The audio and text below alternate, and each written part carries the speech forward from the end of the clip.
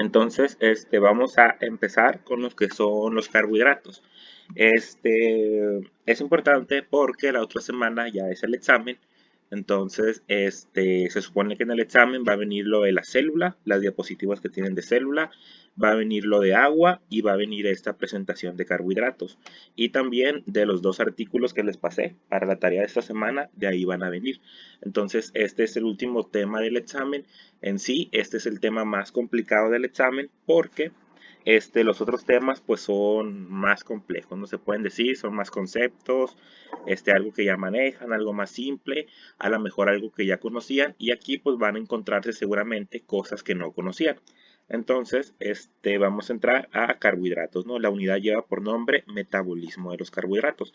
No sé si por ahí hubo una tarea, creo que sí, que decía que es metabolismo, catabolismo y anabolismo. El metabolismo, pues se comprende de dos fases, lo que es el catabolismo y lo que es el anabolismo. Es decir, cómo a partir de los alimentos nosotros vamos a obtener energía, cómo la vamos a conservar, cómo la vamos a guardar, la de reserva, y a partir de ahí, luego, cuando el cuerpo necesite energía, que esté en ayuno, va a producir a partir de esas reservas esta energía. Esta energía se conoce como el famoso ATP, que es el adenosintrifosfato. Entonces vamos a comenzar. Habíamos dicho que íbamos a ver carbohidratos, lípidos y proteínas, que estas eran biomoléculas orgánicas que constituían al ser vivo, que esto viene desde que vimos la presentación de la célula, cuando mirábamos el experimento de Miller, todos esos, ¿no? Entonces, espérenme.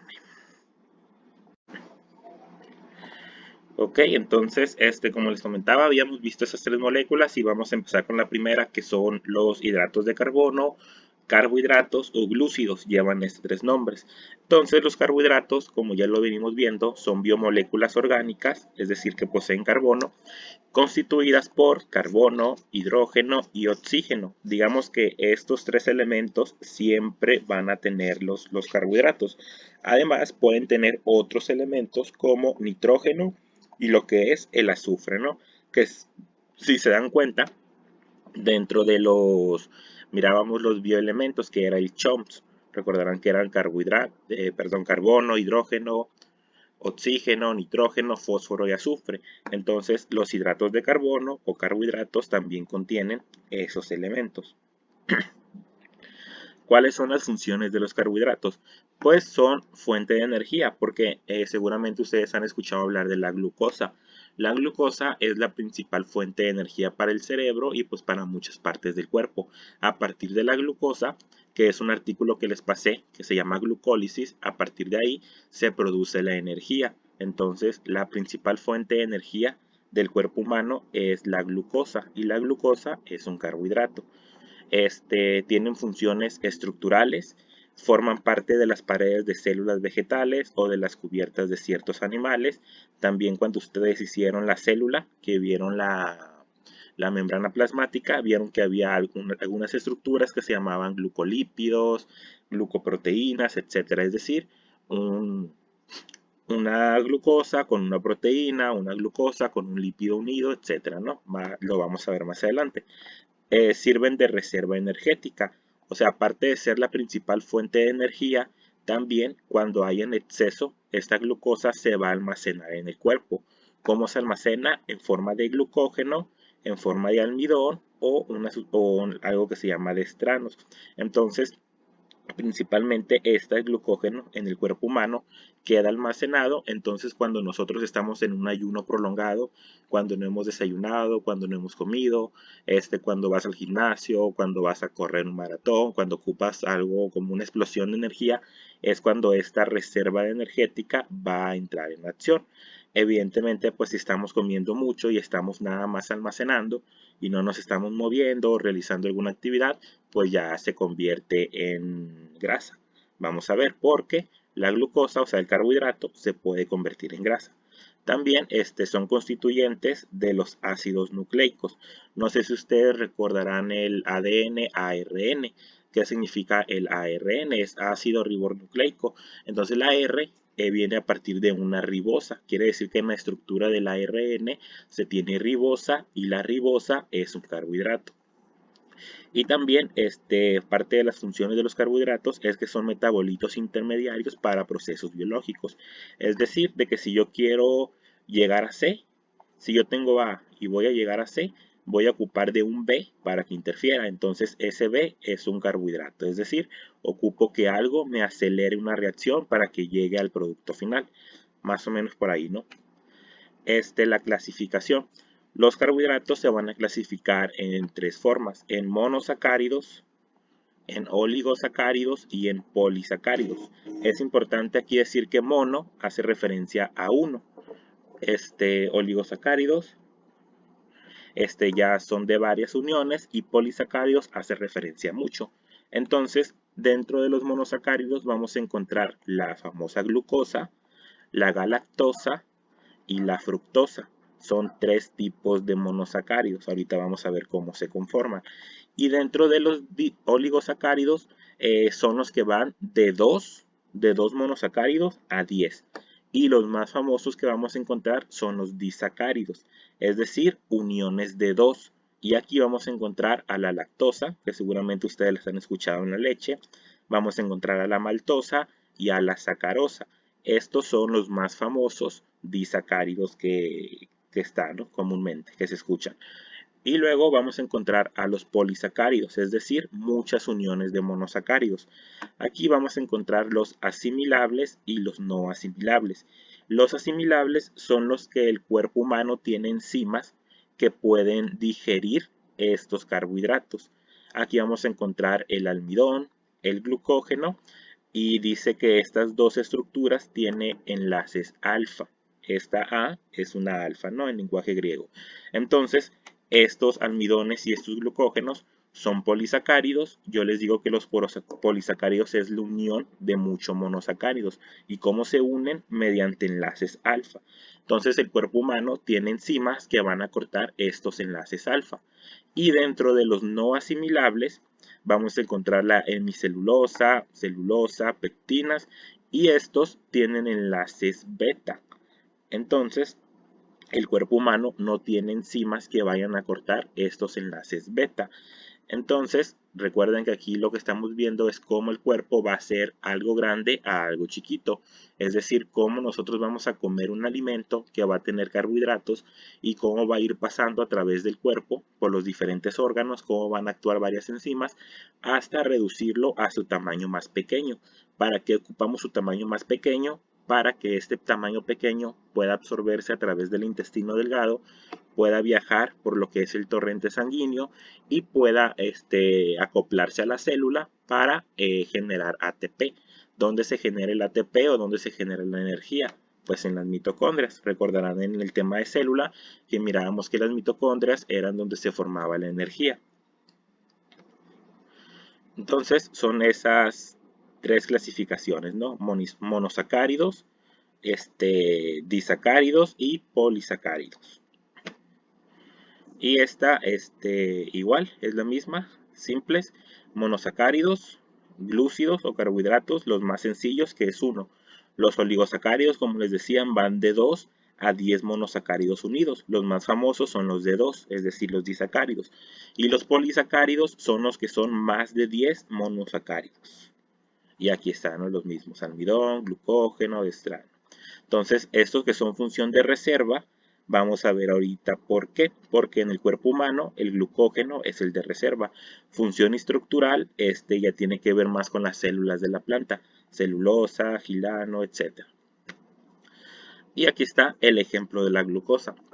Que la glucosa, recuerden que es un monosacárido. Entonces, ¿cuáles tenemos de monosacáridos? La glucosa, la galactosa y la fructosa. La glucosa es 1. Entonces, en química orgánica, porque esto ya es literalmente química orgánica, así se representa la glucosa, de esta forma, y se le conoce como forma lineal. También existen otras formas, como la forma cíclica, que la están viendo aquí, que ya son diferentes tipos de forma de representar la estructura, ¿no? Entonces dijimos que los carbohidratos tenían en su estructura lo que era carbono, lo que era oxígeno y lo que era el hidrógeno, y que además podía tener azufre o fósforo por ahí pegado, ¿no? Pero que siempre iban a tener estos elementos. Entonces aquí en la estructura ustedes la pueden ver, aquí hay una H de hidrógeno, aquí hay una O de oxígeno, hay una C de carbono y así, ¿no? Si se van bajando. Importante en la estructura que cuando yo encuentro un OH, este OH no es oxígeno-hidrógeno. O sea, sí es oxígeno-hidrógeno, pero no se lee así. Se lee como grupo hidroxilo. Entonces, un grupo hidroxilo es un grupo que está conformado por un oxígeno y por un hidrógeno y que me puede formar agua. ¿Cómo me va a formar agua? Si yo le agrego otro hidrógeno. O sea, si yo le agrego otro hidrógeno al OH voy a tener H2O.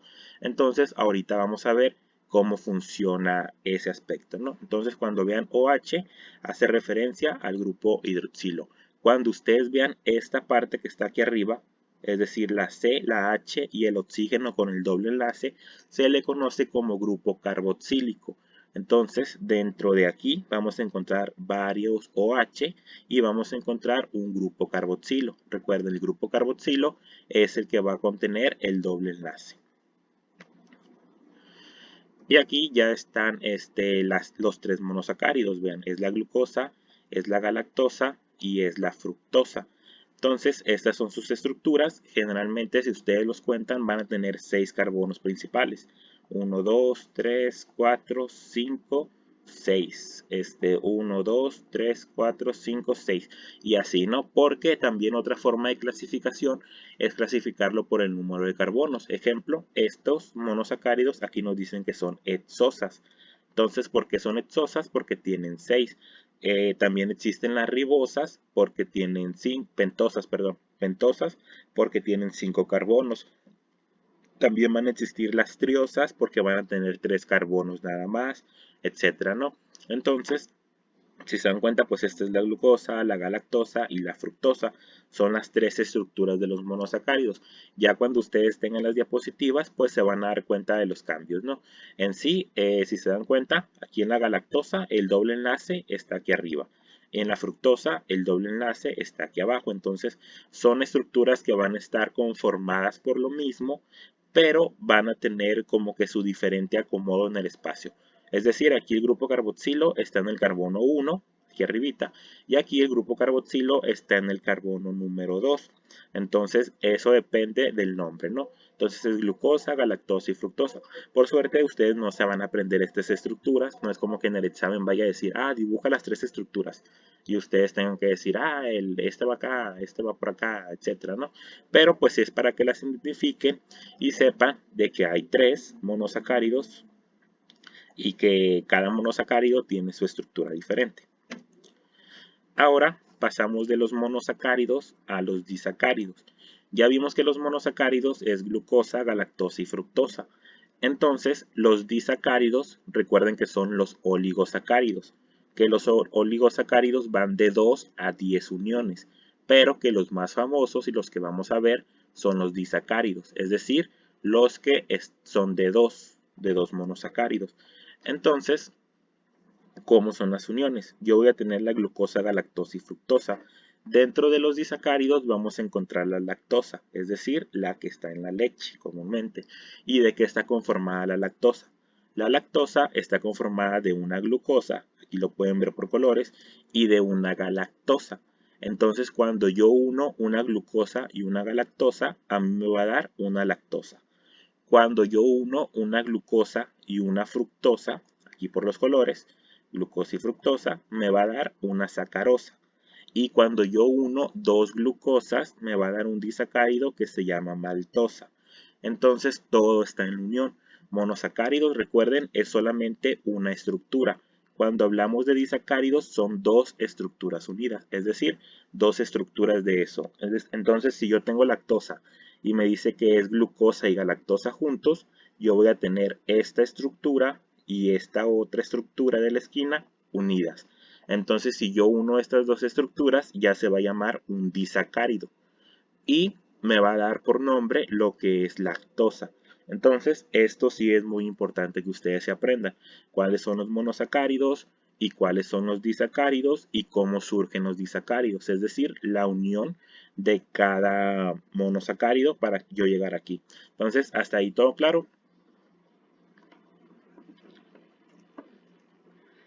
Los escucho.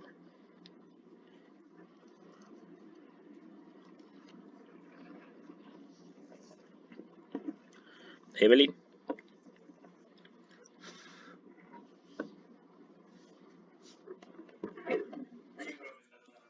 Sí, ok. Bueno, entonces, ok, les digo disacáridos, ¿no? Entonces, estos disacáridos están unidos por algo que se llama enlace glucosídico, que también es importante que eso lo aprendan porque en cada biomolécula va a haber un enlace.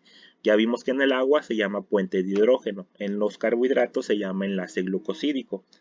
Entonces, se van a formar enlace glucosídico, son dos formas de formar estos disacáridos, enlace alfa y enlace beta. Ahorita vamos a ver. Entonces, cuando es enlace alfa, es cuando la posición del hidrógeno en el primer carbono de la molécula es hacia abajo. Es decir, como se ve aquí. Vean, cuando se va a formar, bueno, ahí va. La cosa es que se forma un enlace glucosídico, ¿no? Y el enlace glucosídico puede ser alfa o beta. Cuando es alfa es cuando nos vamos a encontrar con esta forma. Es decir, cuando el hidrógeno está hacia arriba y cuando el OH está hacia abajo. Cuando es un enlace beta, o como el de esta imagen, la posición del hidrógeno va a estar hacia abajo, es decir, aquí abajito, y el OH va a estar hacia arriba. Aquí en el texto, ya sé que dice hacia arriba, ¿no? Pero dice hacia arriba porque supuestamente esta estructura, si la ves en el espacio o algo así, lo que está para abajo es como si estuviera para arriba y lo que está arriba es como si estuviera para abajo, pero pues para no enredarlos, guíense con las imágenes de aquí de abajo, ¿no?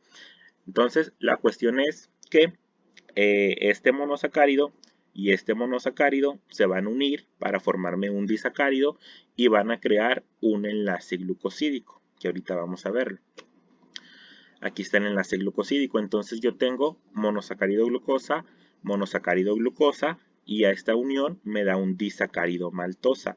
Entonces yo estoy formando aquí el enlace glucosídico. Entonces yo les comentaba ahorita que los OH eran importantes porque entre los dos OH de cada molécula es donde se va a dar este enlace y que se va a formar una molécula de agua.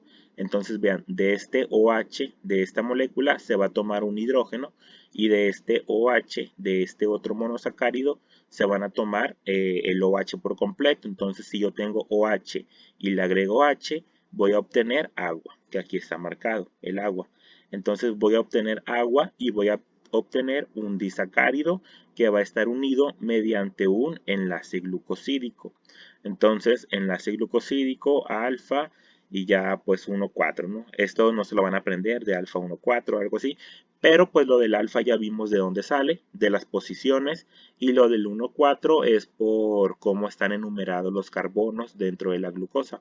Entonces no es tan importante que se aprendan ustedes eso, ya es más química orgánica, pero pues que sí sepan eso, ¿no? Que de la unión de dos monosacáridos me va a dar un disacárido unido mediante un enlace glucosídico y además me va a dar una molécula de agua. ¿Por qué? Porque para formar el enlace glucosídico voy a unir mi OH con un H y por eso se forma la molécula de agua. Entonces, si yo tuviera aquí un trisacárido, pues es la unión de tres monosacáridos, ¿verdad? Entonces yo ocuparía aquí dibujar este otro hexágono. Y si también se me va a unir, aquí se me va a hacer un enlace glucosídico. Entonces yo de este lado tendría dos moléculas de agua. Este H2O tuviera un 2 de este lado, ¿no? Esto para decirles que cuando es un polisacárido, es decir, más de 10, yo voy a tener varias moléculas de agua. ¿Por qué? Porque el enlace se va a ir haciendo entre cada par de monosacáridos. Aquí está el almidón. El almidón es un polisacárido. El almidón pues está formado por cadenas lineales de amilosa y cadenas de amilopectina. ¿Qué es la amilosa y la amilopectina? La alfa amilosa pues es glucosa, glucosa, como ya lo vimos, Y lo de la amilopectina se refiere directamente a lo que son estas cadenas como esto, vean. Esto que se ve aquí como verdecito, que ven como en un árbol, quiere decir que el almidón tiene una estructura mucho más grande. ¿Por qué? Porque recuerden que son más de 10 carbonos unidos. Entonces pueden ser ahí 100 monosacáridos, 200 monosacáridos, etcétera. Y ahora el glucógeno. El glucógeno también es un polisacárido. Recuerden que el glucógeno, almidón son polisacáridos. ¿Que dónde encontramos el almidón? Pues en la papa, ¿no? Seguramente lo han escuchado por ahí. Es uno de los alimentos que contiene este carbohidrato principalmente. El glucógeno, ¿dónde lo encontramos? El glucógeno, pues principalmente va a ser de reserva, va a estar en animales, también va a estar en nuestro hígado. Vamos a ver cómo más adelante. Entonces, el glucógeno es un homopolímero, es decir, polímero, recuerden que son muchos de glucosa, es decir, se va a formar de muchas glucosas el glucógeno y con un grado mayor de ramificación al de la amilopectina del almidón y más compacto. Esto quiere decir directamente a la cadena, quiere decir que esta cadena de almidón, al ser más de 10, pues va a estar menos ramificada que lo que es el almidón. Es decir, el almidón va a tener más estructuras por acá, le va a salir una estructura por acá, una estructura por acá, otra por acá, etc. Porque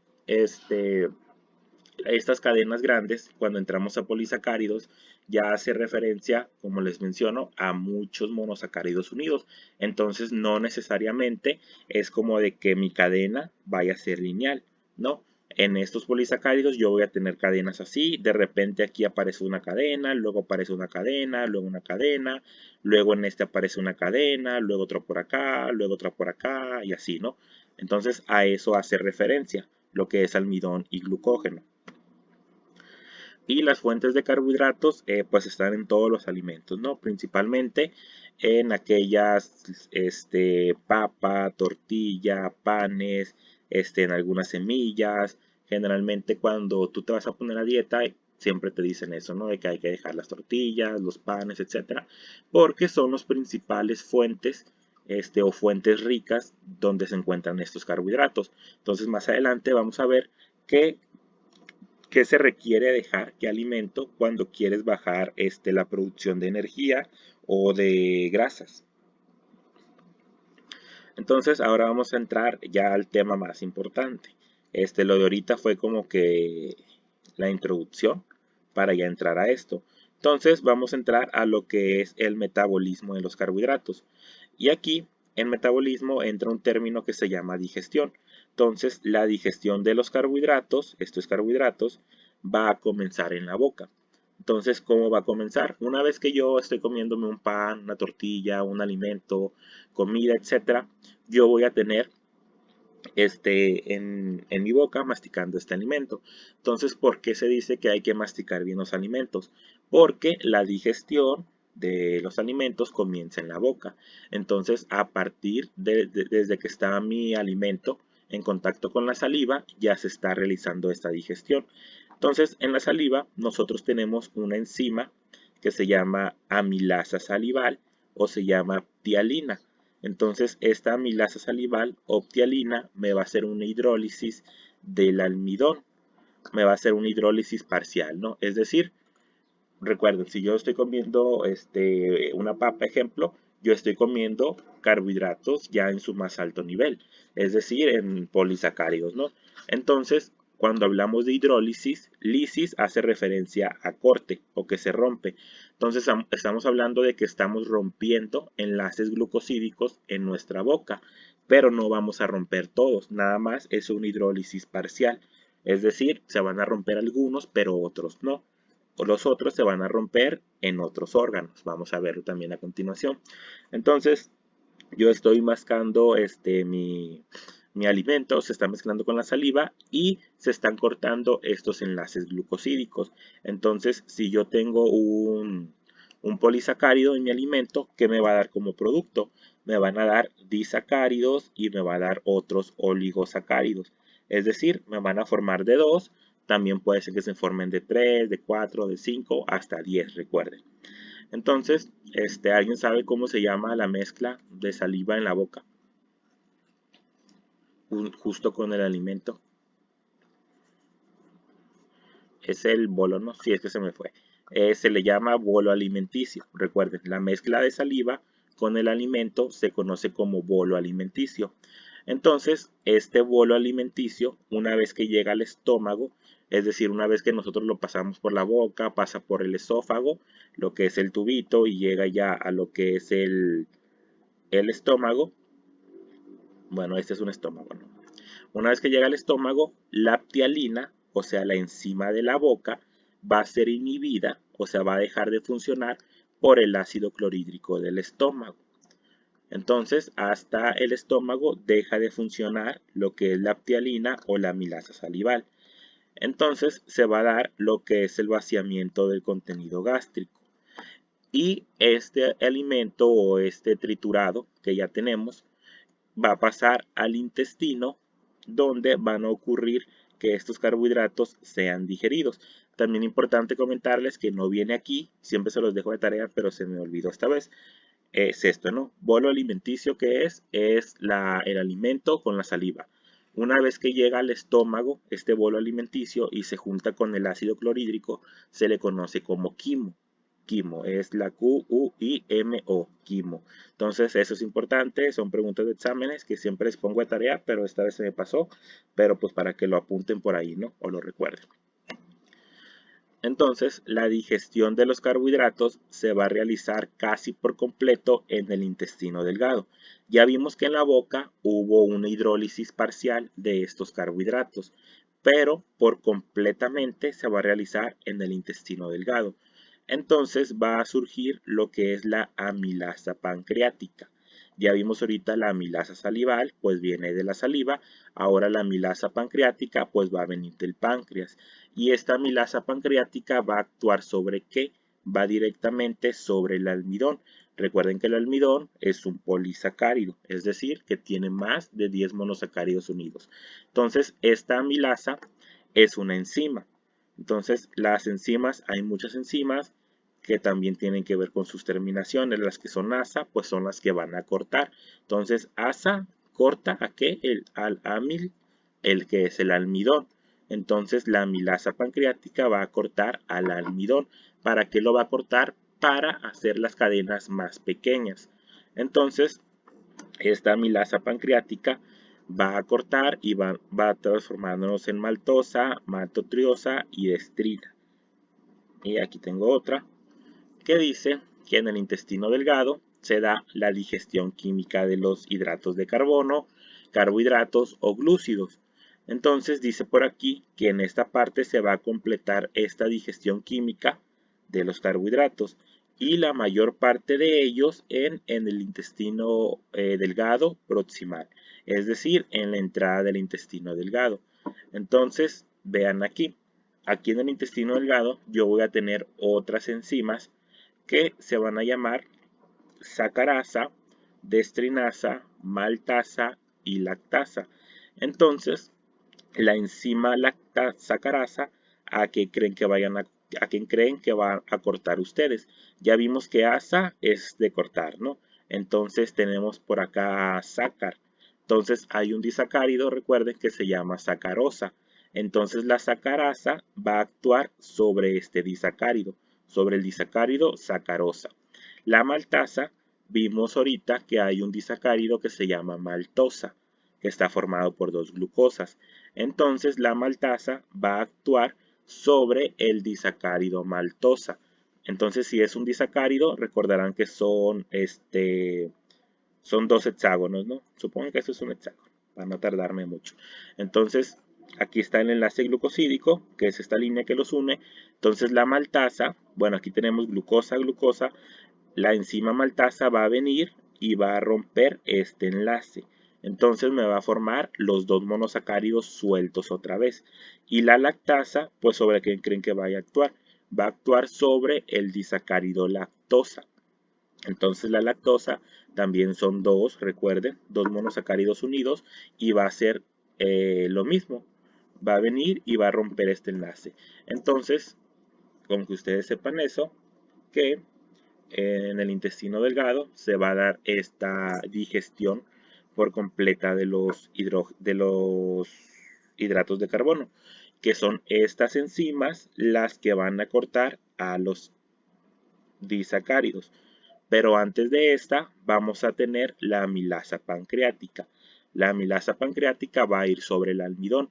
Entonces el almidón, recuerden que son cadenas de 100, 200, 300. Entonces la amilasa me va a hacer disacáridos. Y luego van a aparecer estas otras enzimas y estas enzimas van a cortar a estos disacáridos para producirme monosacáridos. Entonces hasta ahí más o menos.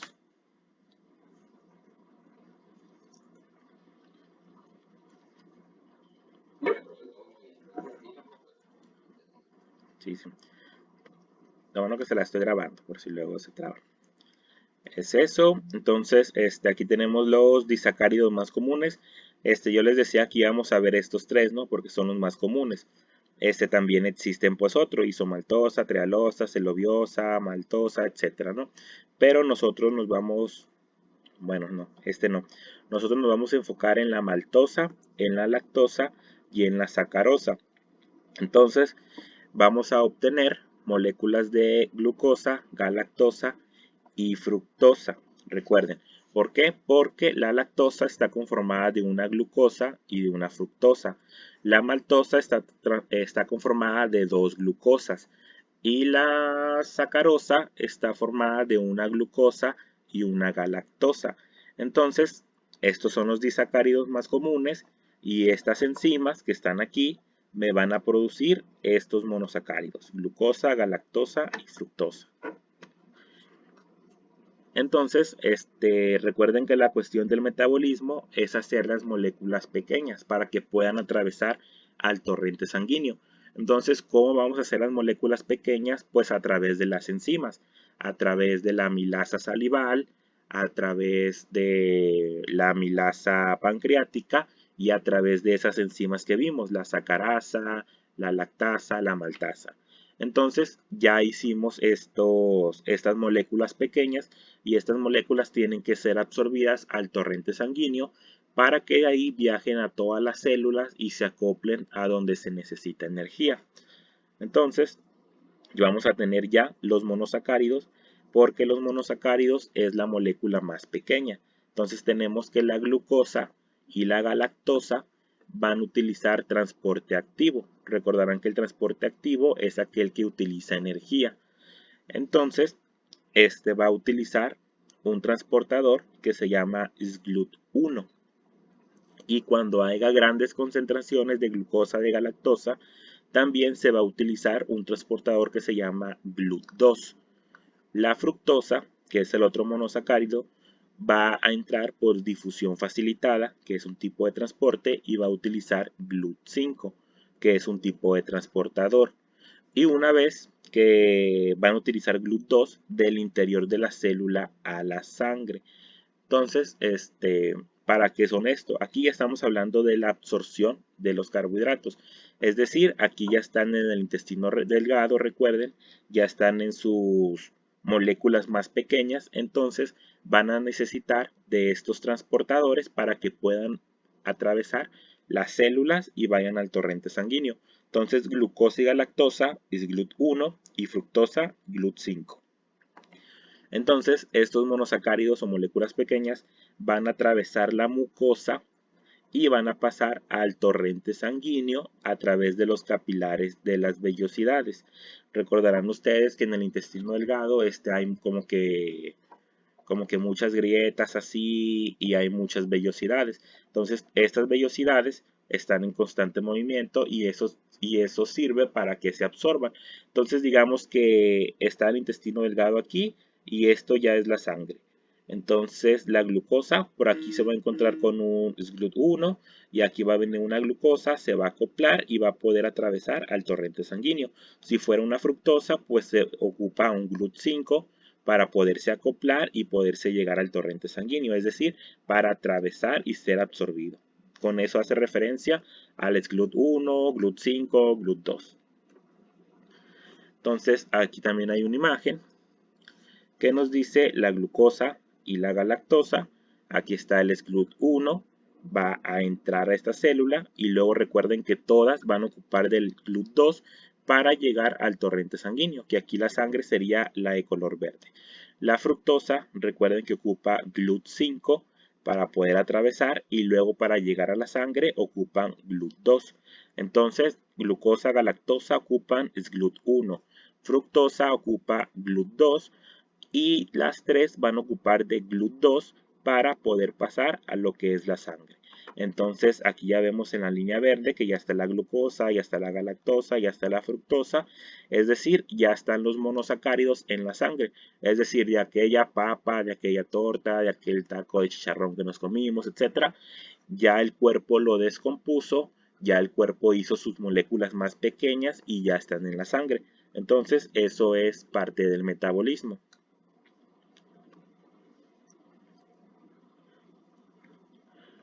Entonces, utilización y almacenamiento, ya vamos a terminar. Tenemos que la glucosa se va a transportar por la sangre hacia los tejidos. Ya vieron ustedes que los tejidos es un conjunto de células, que existen muchos tipos de tejido. Tejido musculoso, tejido cardíaco, tejido liposo, etcétera, ¿no?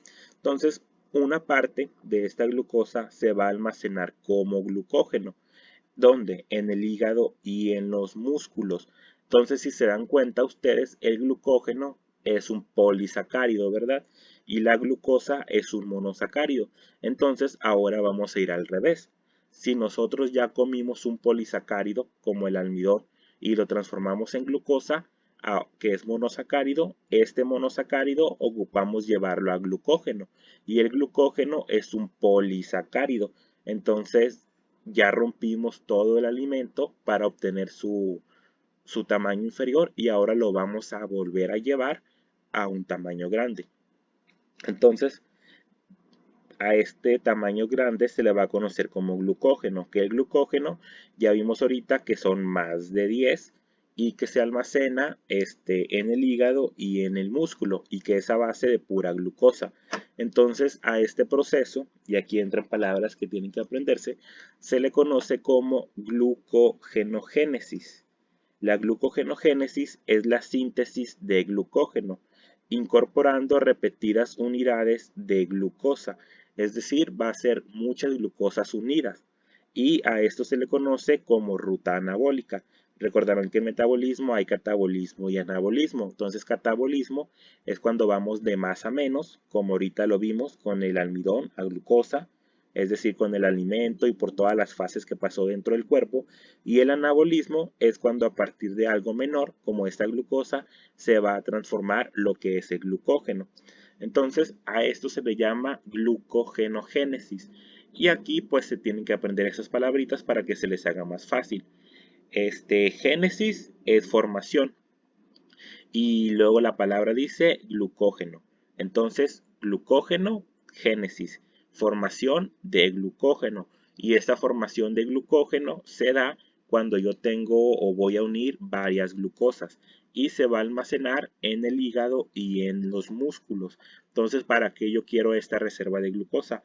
Porque cuando yo esté en un ayuno, que yo no tenga alimento, el cuerpo, vamos a ver más adelante unas hormonas, el cuerpo va a mandar una señal para que la glucosa que está almacenada en el hígado y en el músculo sea desprendida.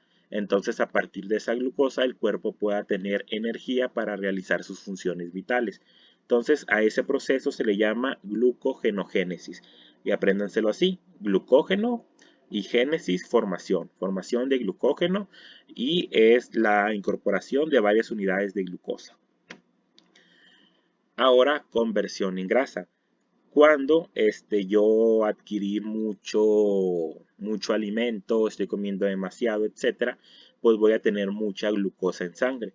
Entonces, esta glucosa ya vimos que se puede almacenar en forma de glucógeno en el hígado y en los músculos, ¿no? Pero es limitado, es decir, yo no voy a estar formando kilos y kilos de glucógeno, ¿no? Hay una cantidad que el hígado soporta, que creo recordar que son 200 gramos. Se los voy a investigar porque creo recordar eso. Entonces, si yo ya almacené mis 200 gramos de, de glucógeno en mi hígado y en mis músculos también ya está almacenado, ¿qué va a pasar con esa glucosa restante? O sea, esa glucosa restante a mí me va a servir para estar produciendo energía. El cerebro necesita glucosa siempre, es su principal fuente de energía. Entonces, si yo ya tengo en exceso mucha glucosa, esta glucosa se va a convertir en grasa a partir de algo que se llama acetilcoenzima A. Esto pues no lo tomen mucho en cuenta, luego vamos a entrar al tema de grasas. La cuestión aquí es de que el exceso de glucosa se va a convertir en grasa. Por eso, cuando ustedes van al nutriólogo o si han escuchado de dieta, siempre dicen bájale al pan, a las tortillas, a los carbohidratos. ¿Por qué? Porque si hay carbohidratos en exceso, este carbohidrato en exceso se va a convertir en grasa. Entonces, si yo no tengo carbohidratos, pues no voy a convertir nada en grasa como tal. Es por eso que cuando vas a dieta, siempre es como que la razón principal es la que te dice, deja las grasas, perdón, deja los carbohidratos antes que las grasas. También se pueden convertir en aminoácidos estas glucosas.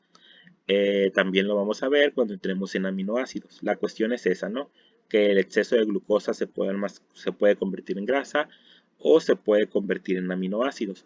Y también, pues es la fuente de energía, como ya lo venimos viendo, y que trata de esto los artículos, que por oxidación, que es una reacción química, por oxidación completada hasta dióxido de carbono y agua se produce lo que es el ATP. Entonces, esto de fuente de energía tiene que ver con los artículos que yo les pasé, porque la glucosa va a entrar en un proceso que se llama glucólisis y son 10 reacciones químicas que van a sufrir esta molécula de glucosa para que se pueda producir ATP. Luego de ahí viene el otro artículo que yo les pasé, que es el ciclo de Krebs. A partir del ciclo de Krebs se van a formar otras moléculas de energía de ATP y luego viene uno que no les pasé, pero que viene en la tarea, que es la cadena de transporte de electrones. Entonces, en ese proceso también se va a producir otro ATP. Entonces, para eso nos sirve la glucosa, una vez que nosotros la digerimos totalmente. Principalmente para fuente de energía, se puede convertir en grasa o se puede convertir en aminoácidos o se va a quedar guardada en forma de glucógeno. Entonces, con que ustedes sepan esas cuatro y más o menos esto de que en hígado y músculo, ¿cómo se llama ese término? Ya con eso está muy bien. Entonces, yo creo que hasta aquí la vamos a dejar. Esta ya la vemos el viernes. Entonces es todo. No sé si tengan alguna duda. Los escucho.